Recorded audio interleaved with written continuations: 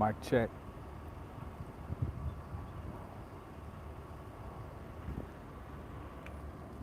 Mic check.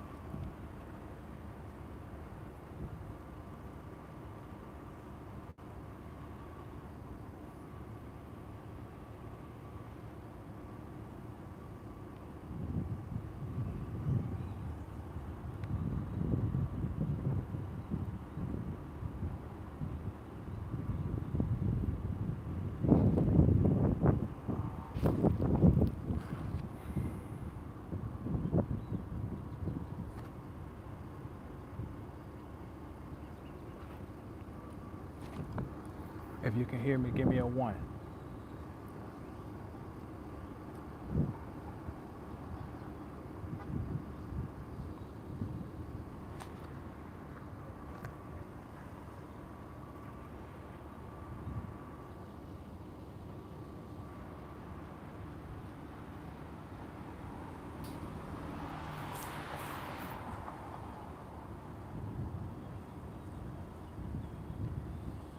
Peace, peace.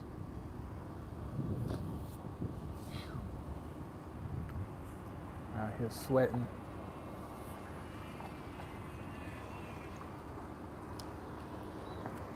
I'm out here. I probably picked the wrong parking lot. You know, it's gonna have so many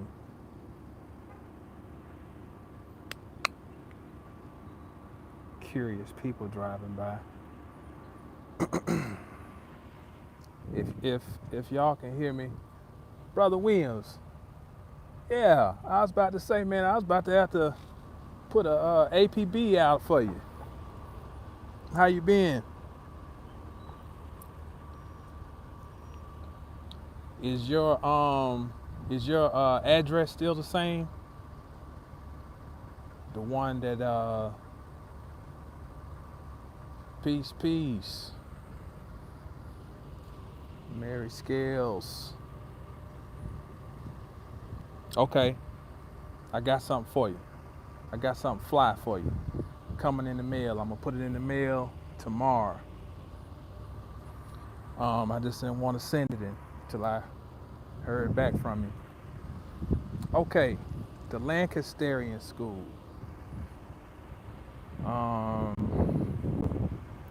The Lancesterian School is something that I talk about in my book. Trying to find if I can get in some sunlight.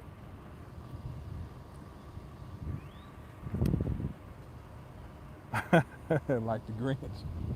Right on. I hope you like it. So in my book I talk about something called the Lancesterian School. And I'll tell you what inspired me to talk about this today is that Dallas Independent School District, before all of this stuff broke out, Dallas Independent School District had a whole big hoopla going on about people stealing money, okay? And basically, they've been hemorrhaging money for years now. Brought in a whole new team, I guess you want to call that, superintendent and all this. But what's interesting is that since all this fiasco has broke out, they recently went on the news and said that they are considering 3 different approaches to education in the upcoming school year. One, like a hybrid of 3 different models.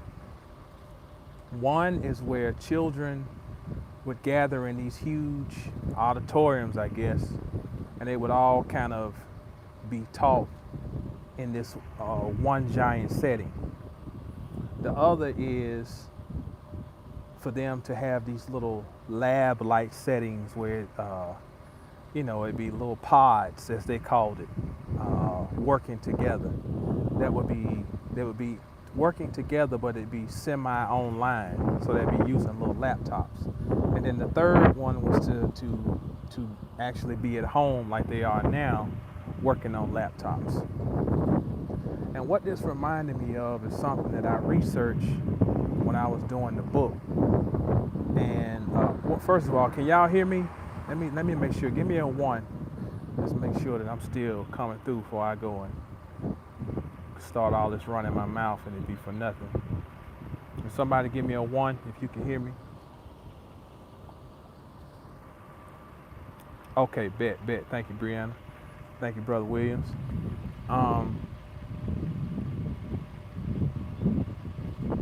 When I was doing the research for this book, I came across something, excellent book. I'll tell you the title here.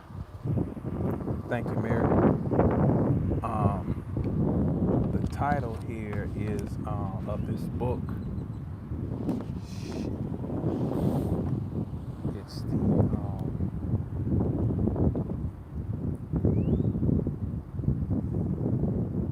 I hope this thing will stay up. The title is this book is called Pillars of the Republic. Excellent book. And it'll give you, it's common schools in American society. Peace. And that's good to see you too, or good to be vibing with you again. Pillars of the Republic. Common schools in American society, 1780 to 1860. Okay? Now, I'm going to go to my book now. And I want to say thank you to everybody. Oh, okay. When? Okay, let's let it die down some.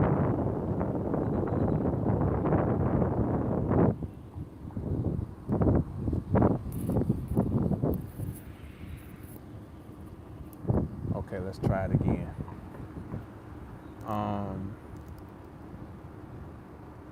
Where was I going? In the book here. Oh, I was saying thank you for the people who bought copies recently.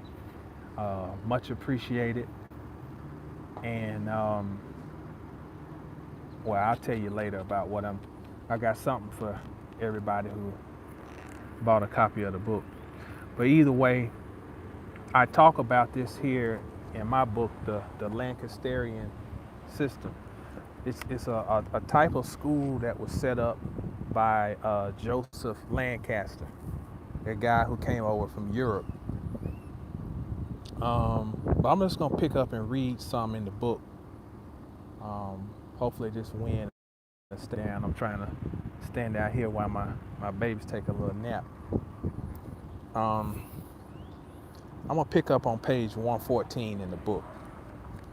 It says, what was developing in America was a very sick, narcissistic culture where greedy men engulfed resources, set systems in place to control and exploit the masses, and then placated their egos by acting in the roles of philanthropists and social reformers, which this is funny, very much like the Bill Gates types of the 21st century. It's interesting that he's so much in the news right now. Matthew Carey, an 18th century publisher and social reformer, saw education as a pacifier, stating, and this is a quote, although any changes for the better for those ill-fated classes in regard to wages may be hopeless, much of the distress and suffering of the poor may be mitigated by inculcating on them habits of order and regularity and cleanliness, with economical modes of employing their slender pittance so far as regards the kinds of food they consume and modes of cookery and in various other ways, end quote. It is to show, I quoted that because I thought it was very telling to show that nothing going on is new, okay? Everything that we're witnessing is an old playbook. And this old playbook gets played and it gets used over and over again, okay? Then it says the Protestant religion worked mightily in the cause of capitalism and its transference of the English Sunday School Society to Philadelphia in 1790 and New York in 1815. Basically, they brought over a system of teaching Sunday school. The original purpose of Sunday school and its purpose still today is indoctrination. Let me say this to you. There is no such a thing as Bible study if you don't study the meanings of the names and the words that you're talking about in your study. If your Bible study does not involve taking each name mentioned in the story and the words and breaking them down, then you're not studying the Bible. What you're doing is getting someone else's interpretation, and you're learning it through what is called rote learning. That means memorization. Okay? Exactly. A Bible commentary. That's what you're getting. Okay? Because true Bible study and true study of anything that involves language has to involve the study of the language within which it's being spoken or delivered. Okay? That's just common sense. So the emphasis was placed on rote learning with such activities as, quote, prayer, hymn singing, learning the alphabet from cards, and for the older children, reading, memorizing, and reciting the Bible, end quote. And notice the words I use. Learning the alphabet cards, memorizing and reciting the Bible. None of these things have to do with comprehension, nor do they have to do with actual learning. Okay? For the poor, this served as a means to condition them to function well in situations that required repetitive, almost robotic activity, perfect for the types of jobs offered from an industrial society. The new capitalistic game plan in America did not unfold overnight. It developed over time. In the mid-1800s in the Northeast, the majority of the male workforce was, quote, either self-employed or could hope to be during their careers, end quote.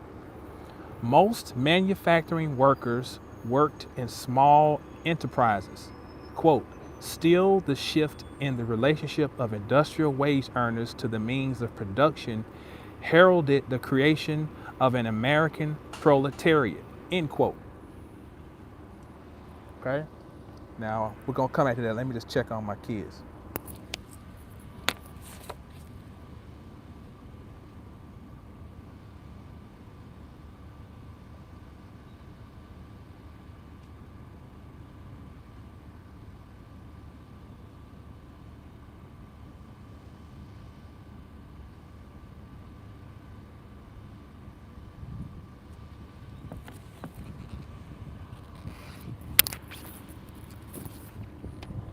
Okay, good. They snoozing. Okay. America was at a pivot point where the industrial age, some 100 years in, was preparing to forge ahead into its next phase. It had a game plan that I have concluded in 5 points. 1. Get adults hooked on capitalism, consumerism, debt. 2. Make them slaves to a job to fuel the debts associated with consumerism. 3.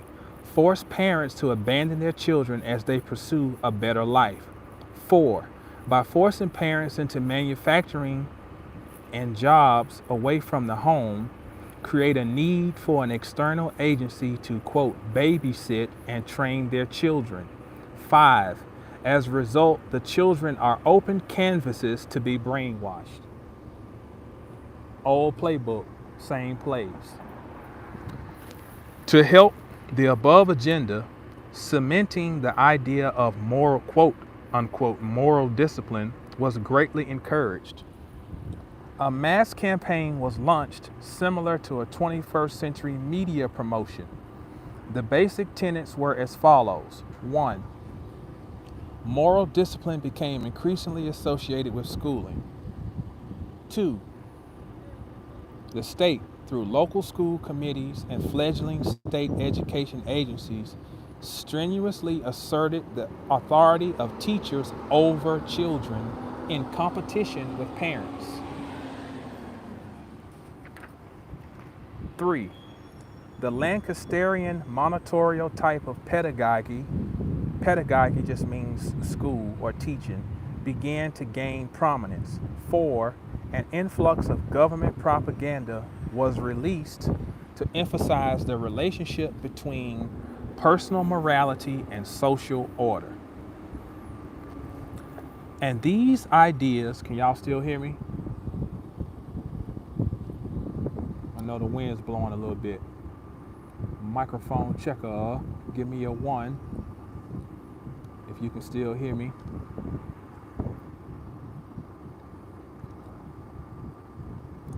Right on, right on. Appreciate it, Dark Truth. And these ideas were also congruent with the Protestant arm of Calvinism's, quote, idea of the necessity of proving one's faith in worldly activity, end quote. It is worthy of mentioning that the Lancesterian model created by Joseph Lancaster introduced a military style of schooling where old students drilled younger ones. Emphasis was placed on recitation, rote learning, competition, constant testing. This sound familiar? And it allowed for less teachers to be needed to handle larger groups of children. Here presented before us is the basic template that public education functions under in the 21st century. What Lancaster created was a modified prison system disguised as an educational tool. As we have already made note of, training was the primary focus, not education. And as we have argued throughout the body of this work, running undercurrent in all these innovations and changes was Protestant Christianity. It had planted itself in America, and although foreign to the land, the Protestant-based, quote, education for assimilation became one of the central preoccupations of the 19th century school officials, end quote. And the reality, whether stated or unstated, was that, quote, educators equated Anglo-American Protestant tradition values with something mislabeled American culture, end quote. After all, the American Republic was created for the benefit of white Protestant men. There is a very dangerously telling fact, though, that we absolutely cannot disregard. In addition to the Lancesterian system, there was another model heralded in the 1830s and 40s. Urban educators were inspired, now listen to this. Urban educators were inspired by the Prussian educational system. For clarification, Prussia is located in eastern Germany. Furthermore, quote, neither the governments nor the schools of Prussia were democratic, end quote. You hear that? In this society that's lauded as so democratic and so fair and just and equal, how can it be that when the model for the educational system was based on a communist system from East Prussia? Some stuff ain't rocket science. It's just common sense. It don't add up. It don't add up. Okay. And this is what I say in the book. My next statement is, why would a country established as a so-called democratic republic look to a dictatorial country for inspiration on educating its youth? Unless that's a typo, both countries were actually similar. Under the Prussian system, there was reliance upon compulsory methods. Americans admired their centralized system of schools. Centralized system of schools. You notice in all of your ISDs, like when I was growing up, they called the main hub for our, Asheville City Schools was Central Office. Central Office. It's all based on a communist system. The above should not come as a surprise given that the proponents of the common school were typically Anglo-American, Protestant, and from the middling to upper ranks. And if we have not made sufficient inroads to validating our thesis presented in this work, then the following words from Castle should help our cause. Quote, and I'm quoting this from the book I showed you earlier. The ideology centered on republicanism, Protestantism, and capitalism, three sources of social belief that were intertwined and mutually supporting. Native Protestant ideology can be summarized by enumerating 10 strands or major propositions. The sacredness and fragility of the Republican polity, including the ideas about individualism, liberty, and virtue. The importance of individual character in fostering social morality. The central role of personal industry in defining rectitude and merit. The delineation, let this wind die down a little bit. The delineation of a highly respected but limited domestic role for women. The importance for character building of familial and social environment within certain racial and ethnic limitations. Ain't that something? The sanctity and social virtues of property. The equality and abundance of economic opportunity in the United States. The superiority of American Protestant culture. The grandeur of America's destiny, and the necessity of a determined public effort to unify America's polyglot population, chiefly through education, end quote. Okay, summary. To build a system for conditioning. That's what it was for. Now, why did I go on and read all that? By the way, this is a toe-up copy. This is mine. This is my personal reader's copy. But you can get you a nice, fresh copy of my book at my website, mastersofthecosmos.com. You just go on there and click books, get you one, and I'll get it right in the mail to you. And there's a bibliography in the back. So, and it's funny, I wrote this book 5 years ago, and I just now, Peace, Wise Feminine, I mailed yours off yesterday. So I think you should be getting yours Thursday, I think. Thank you very much. Thank you. Thank you everybody who's been ordering. I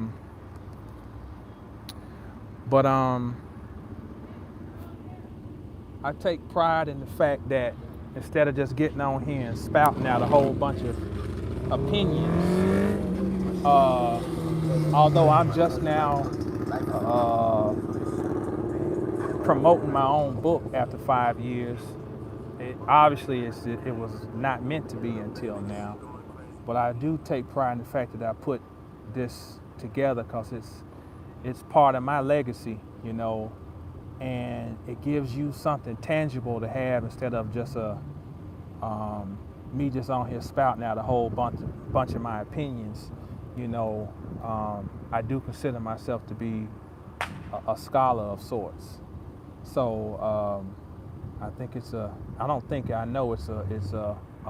worthwhile investment. So I wanted to highlight that though because I want to show a correlation between what we see going on right now on several levels. I'm looking at a parking lot full of uneducated people. And when I say uneducated, I don't mean like did they go to college or did they get their master's or did they graduate high school. I mean they're uneducated as in that they have no desire to learn and no desire to know or study or anything.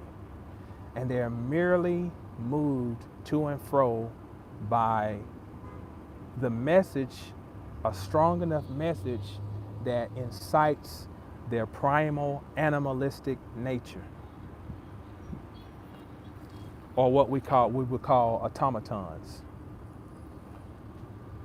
And this, what we're seeing now, was partly set in motion with what I'm describing to you as the foundation of what we call education in this country. It is not set up for you and I to be critical thinkers. If you don't have parents at home who ignite the fire of critical thinking, either by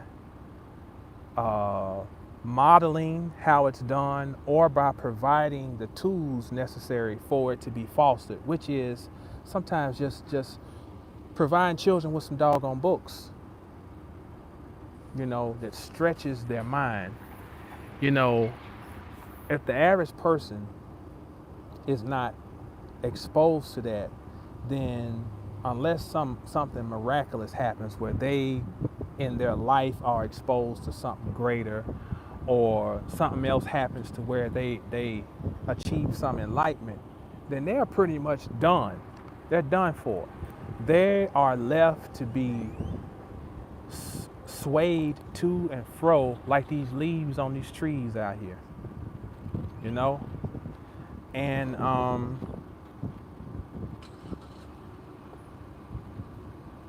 it's really just a sad case.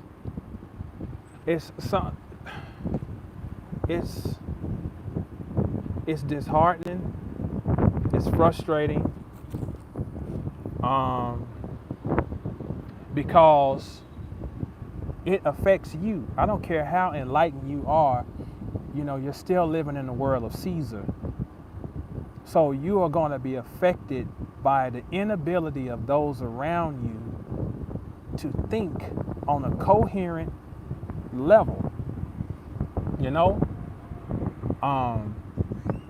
We're talking about even just using basic common sense. Basic common sense is in danger. It's an endangered species. You need to be on the endangered list, like some birds in Yosemite or something. But I wanted to read something else from another book, because I mentioned the last time that I was on, I talked about the importance of reading. And I talked about how it is important for preserving your memory, expanding your memory, developing the synapses in the brain. And I alluded to a book, and I got it with me today, because I like to, like I say, this is not about just spouting out a whole bunch of opinions. This book is called The Metaphysics of Virtual Reality. Okay, this is Michael Heim. Now, the first thing I want you to take note of, which is most important, whenever you buy a book, you should pay attention to who the press, who published the book. Now, this is published by Oxford University Press. So right now we know this is not some Rudy Poot stuff. Okay, we know that this is serious business. Okay. Next thing you want to look at is the copyright date. The copyright on this book is 1993. Okay? Now, when I start reading, hopefully you'll see the significance of the copyright. Okay? 1993. Keep that in mind.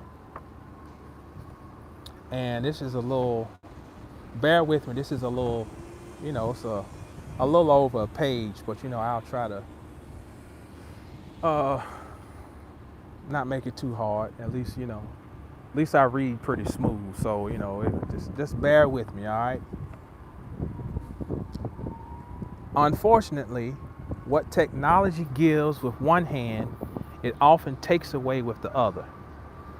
Technology increasingly eliminates direct human interdependence. While our devices give us greater personal autonomy. Now, hold on. I want you just to backtrack. In 1993, I am a sophomore in high school. Okay? In 1993, at my high school, the only computer that I really know of, right. 3 minute attention span. That's right. In high school, the only computer I know of in the school is in the office, the front office. By my senior year, they had built a new library, and I remember there being a computer in the back of the library, 1995, when I'm about to graduate. I remember hearing like they got some computer up there in the library, and it can do something called email. And I remember thinking, what the hell is email? And that shows you how old I am. This book was published in 1993. And what it sounds like to me is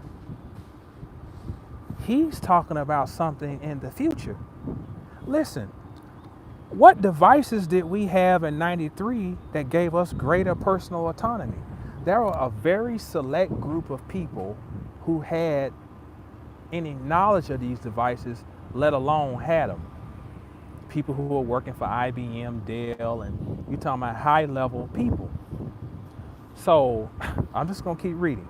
While our devices give us greater personal autonomy, at the same time they disrupt the familiar networks of direct association. Because our machines automate much of our labor, we have less to do with one another. Association becomes a conscious act of will. Ain't that something? Voluntary associations operate with less spontaneity than do those having sprouted serendipitously. Because machines provide us with the power to flit about the universe, our communities grow more fragile, airy, ephemeral, even as our connections multiply. Wow. Being a body constitutes the principle behind our separateness from one another and behind our personal presence. Our bodily existence stands at the forefront of our personal identity and individuality. Both law and morality recognize the physical body as something of a fence, an absolute boundary, establishing and protecting our privacy. But the computer network simply brackets the physical presence of the participants by either omitting or simulating corporeal immediacy. Basically, it robs you of human interaction, is what it's saying. Okay? In one sense, this frees us from the restrictions imposed by our physical identity. We are more equal on the net because we can either ignore or create the body that appears in cyberspace. This is 1993. 1993, man. I didn't know nothing about no cyber, no net in 1993. The only net we knew about was a net on the basketball goal. Or a woman with some big pretty legs with some net stockings on. How about that? Had to check in.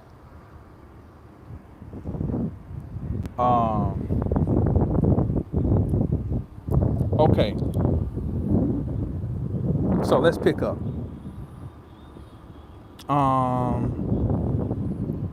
But in another sense, the quality of the human encounter narrows.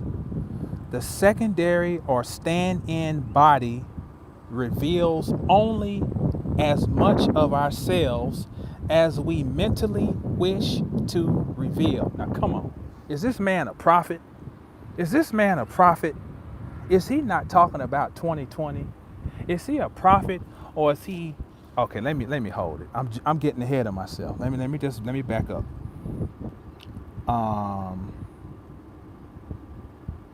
Bodily contact becomes optional. You need never stand face to face with other members of the virtual community. You can live your own separate existence without ever physically meeting another person. Computers may at first liberate societies through increased communication and may even foment revolutions. I am thinking of the computer printouts in Tiananmen Square during the 1989 pro democracy uprisings in China. They have, however, another side, a dark side. The darker side, as if all this other shit ain't been the dark side. The darker side hides a sinister melding of human and machine. The cyborg or cybernetic organism implies that the conscious mind steers, the meaning of the Greek kybernetes or organic life. Organic life energy ceases to initiate our mental gestures. Are y'all hearing me? I got to read this again. Organic life energy ceases to initiate our mental gestures. Can we ever be fully present when we live through a surrogate body standing in for us? The stand-in self lacks the vulnerability and fragility of our primary identity. The stand-in self can never fully represent us. The more we mistake the cyber bodies for ourselves, the more the machine twists ourselves into the prosthesis we are wearing. Now that's some heavy shit. Now, this is what I was wanting to get at that I just couldn't hold my water on. I want you to understand something about what you come to find out after combing through this stuff for years.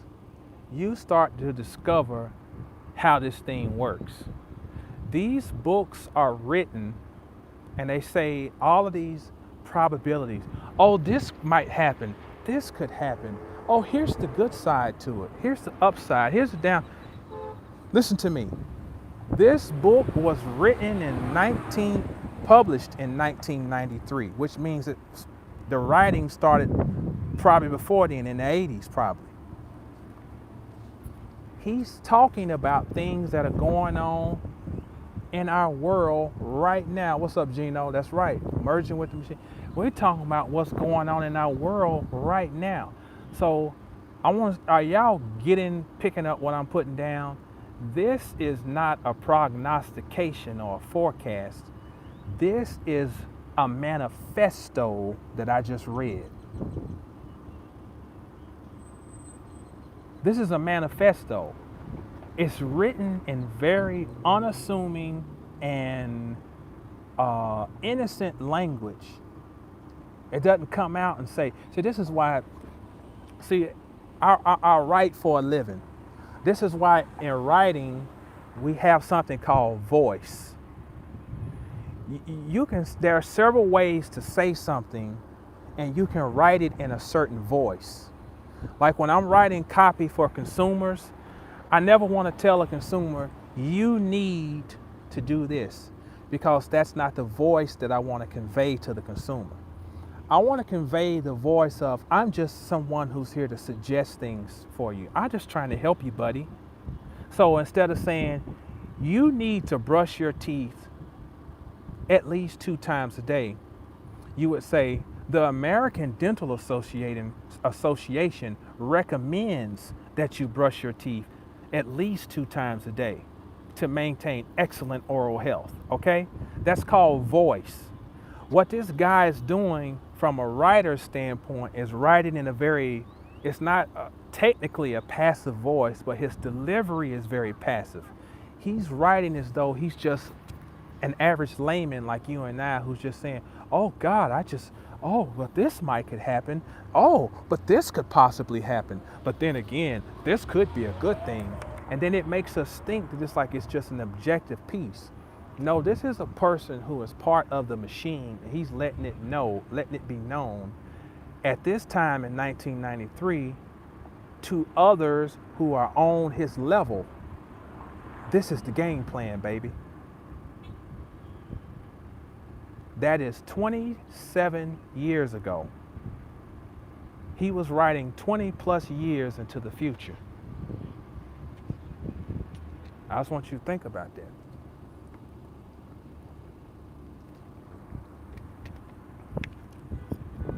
So if this is 20 years in the future in 1993, then what, where are things now? Where are things now? He's the guy in 93 with technology from 2033. That's right. That's right. So here's the deal. The deal is this. The only thing that we really got smoking right now is your inner technology. That's really the only thing you got left now. You know, you're working to all of these little subtle things. And basically, I didn't get to what I really wanted. The other part I wanted to talk about in this book was it talked about how virtual reality was set up to basically retard your memory and basically to retard your cognitive function. And you can see the reason I juxtapose these books is because you see one book is talking about the so-called educational system. Another one talks about technological advances. What we have to understand is that they are two pieces of a large puzzle. It's not that they just happen that this is going on over here. That's what we think. Everything is part of a unified structure, okay? That is trying to subvert something that is understood that is cyclically timed to happen. Cyclically means circle, okay? And astrology, numerology, and nature teaches us that everything is cyclical. What goes around comes around, okay? So external technology needs to be propagated and promoted and pushed in the hopes of retarding the internal technology, because the internal technology is linked to a cyclical network that is supposed to come back online at a predetermined time. I hope y'all picking up what I'm putting down.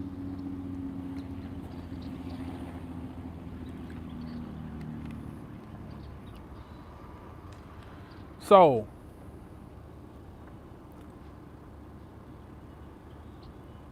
one of the best things we can do right now, cause and effect, that's right. I have some other stuff that I really would like to share on a private network because it's not, I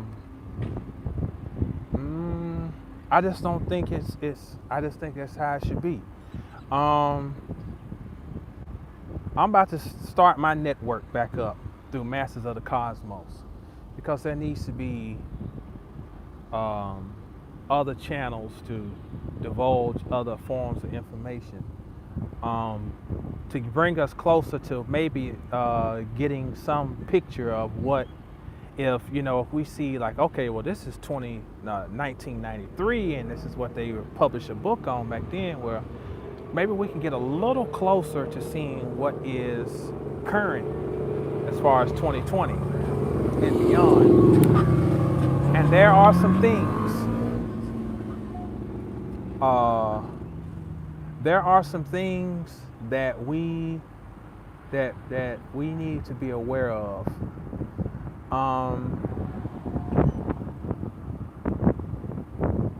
But that's for another discussion. I will keep you folks up to date on that. And just a reminder, the Candyman lecture is coming. It's done. It's ready. So this is how I do my lectures. My format will be this. You get a lecture, and then you can get the study notes if you want them, because that's what the goal is. The goal is not actually standing up and listening to me talk, okay? That's really not where it's at. It's really about taking notes and absorbing. So I got 3 awesome lectures coming, and it's gonna be going as I relaunch Masters of the Cosmos. The site is still up. Like I said, you can go there and get the book, but relaunching my classes. 3 pivotal lectures are coming, and they all tie in together. Candyman, the Candyman Codex, numerology, and the revelations of Eve. Okay? The revelations of Eve, numerology, and the Candyman Codex. And they're pretty much all done, but they are, if I must say so myself, they are some smokers. So that's coming. But I want to jump back to our discussion. When we look at all that's going on right now, it could seem very dismal, and it can seem as though we're virtually helpless. Let me take a walk back here and make sure everything's all right.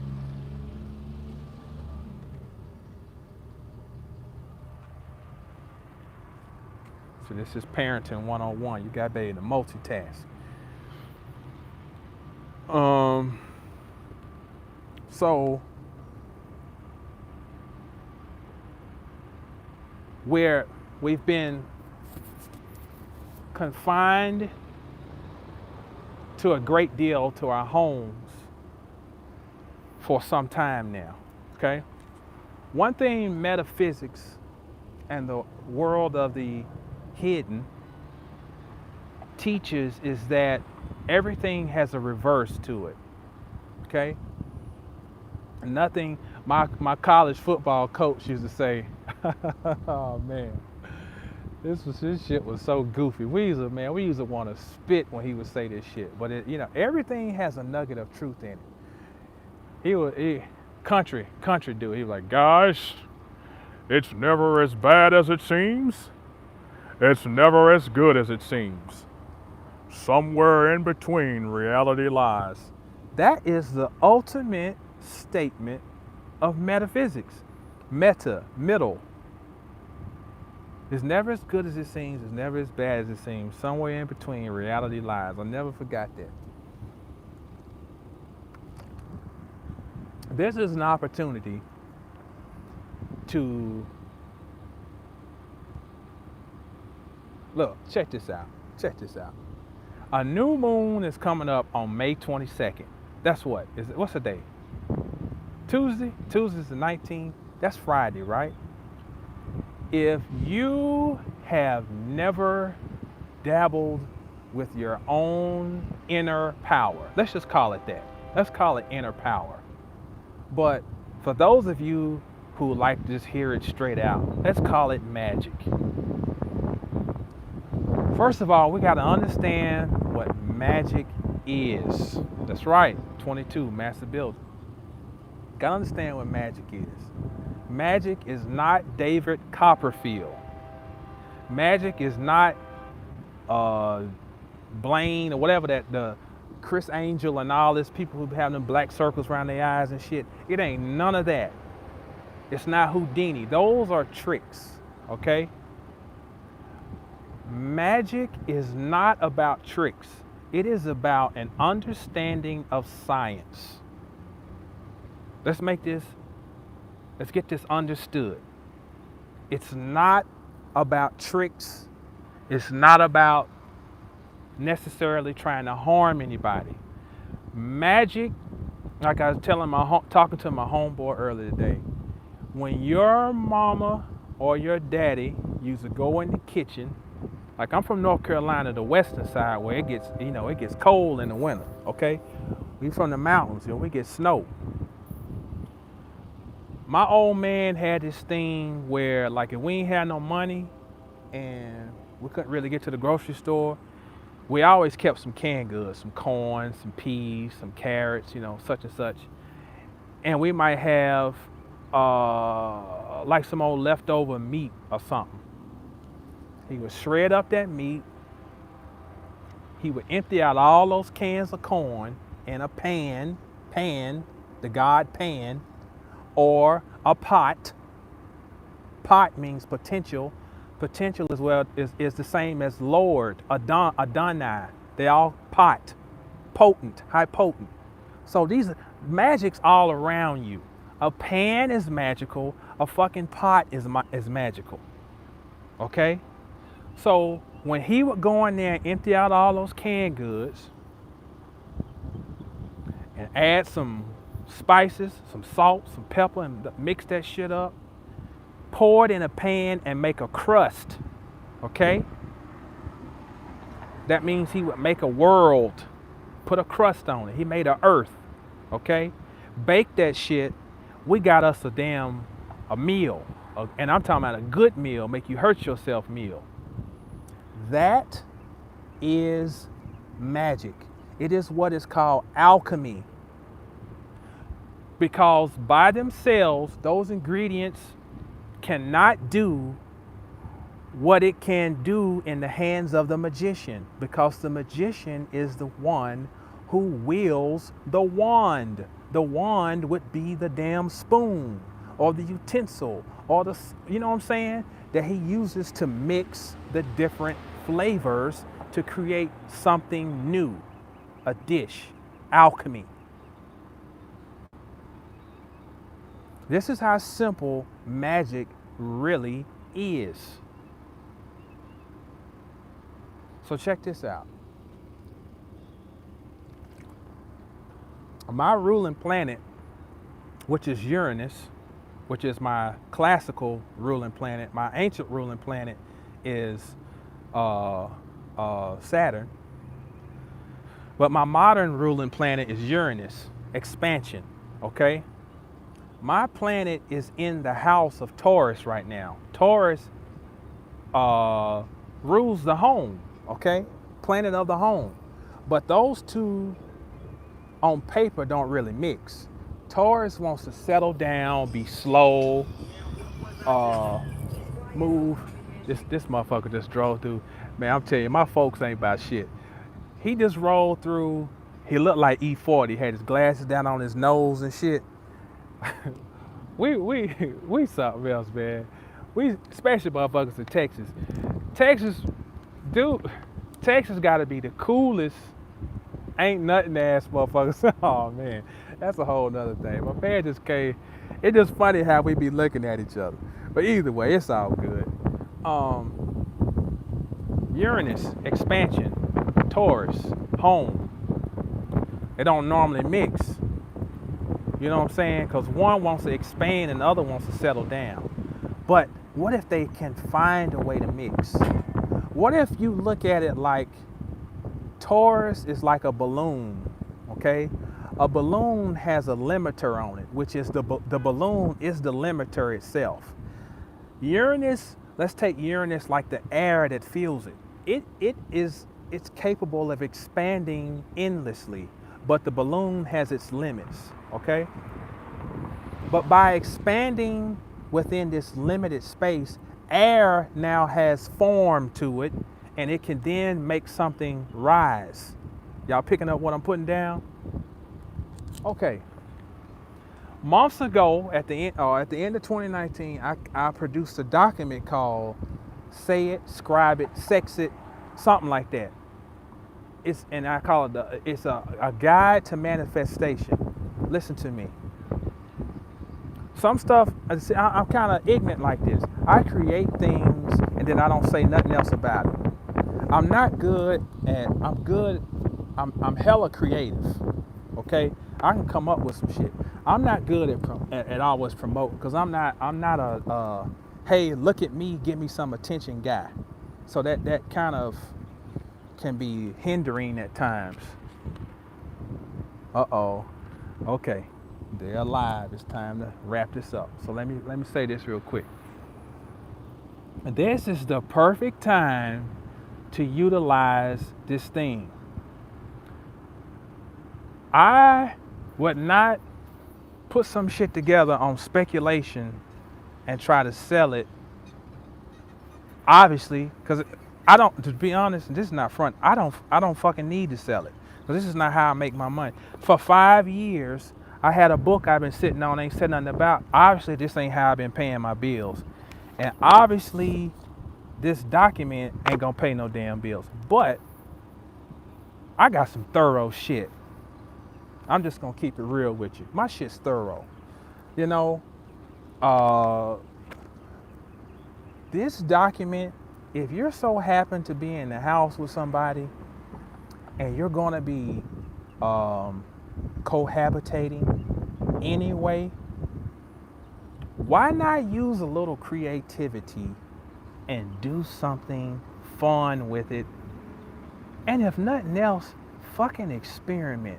You mean to tell me that the only thing a human can have sex for is to make a baby or to fulfill a primal animalistic urge? Because beyond that, tell me what else sex is for. I'll wait. I was horny. Or my biological clock is ticking. I want to see something that looks like me. So it's either to procreate or to take care of an urge. Is that it? Okay. If you get my book, you're gonna see that I'm gonna break down the Adam and Eve story. Because the thing about this book is historical and it's metaphysical. Okay? So I'm gonna get into the Adam and Eve story, and I'm gonna break down something that's very overlooked.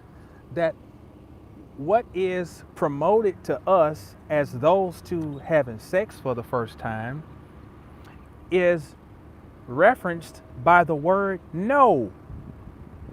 K-N-O-W. Do you know that the word K-N-O-W comes from the Egyptian, Cometian, Coptic word Ankh? If you take the A, Ankh is A-N-K-H. If you take the A off and the H off, you have nook. You ever heard of something referred to as some nookie? See, some of the things we say in slang is something ancient that is coming through that's an ancient form of knowledge. The nook. The nook is the part of the kitchen in the old school where we would call that little part, the little sitting part, the nook. It's where you would maybe keep your freezer at, where you would store extra food, the nook. So the ankh is the anuk. And then the anuk, the NK can reverse and become the KN as in no. The KN can become the GN, gnostic. Some heavy shit, ain't it? So when Adam and Eve knew each other, they formed the Ankh, baby. I know my shit. So when you and your better half decide to have sex in a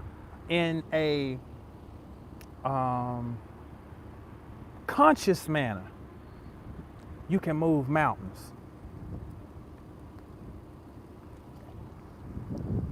If you want the document that I produced that shows you how I broke down how to do this, where it involves writing, it involves getting you a little black book, then I don't have it posted on my website.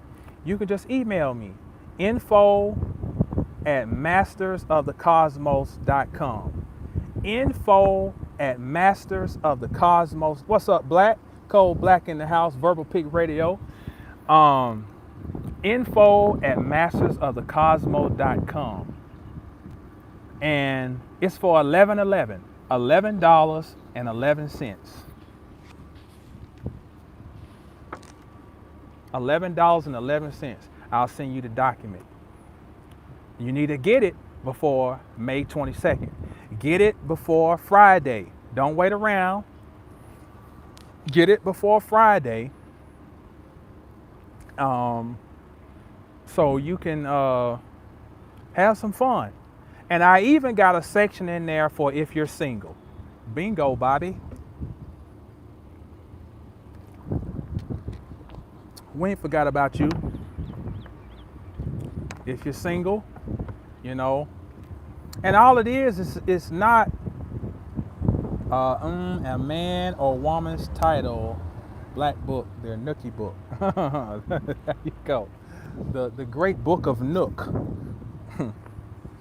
um, um, shit. Yeah, I got a section in there for if you're single. And here's the thing. This is not something like you gotta say, oh, I gotta follow this step by step, because that's not even how I even laid it out. I wrote it out as a guide. That's what it is. You can add your own extra little spices and whatever you want, because it's not meant to be like, oh, I gotta do it this way. Oh, I messed up. I can't manifest. No. It's a guide, but it's one hell of a guide, all right? Take this from the man who used to pay his rent with $2 in his account. $1,400 rent. Go up there to Walmart to the check cashing place and $2 pay the rent. Not for one or two times. We're talking about a couple of years. All right, it's Brother Jamal. I appreciate y'all tuning in. As always, stay down till you get down. Damn, I don't even know my shit. Hey, look, check it out. Just look at the back of my shirt. I don't even know if you can see it.